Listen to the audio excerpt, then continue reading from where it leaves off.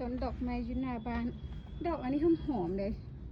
จะคล้ายคือดอกอินทวาเลยกลิ่นมันนะนี่ปีนี้เนาะอากาศมันร้อนนะ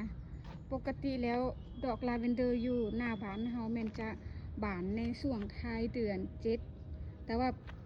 ปีนี้นะมันย้อนอากาศเนาะมันร้อนก็เลยบานไวขนาดเลยตัวบานซ้ำเลยอากาศวันนี้ก็31-32 องศาซึ่งเจ้าตรงตัวพึ่งนี่นะมันมากิน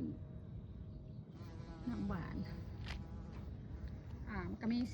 มีอันดาเวนเดอร์สีขาวนะสีบัวอ่อนๆมี3 สายพันธุ์อยู่หน้าบ้านเขาประมาณนี้โอ้บานขนาดบานซ้ำเลยโอ้อากาศร้อนมื้อนี้ค่ะนะ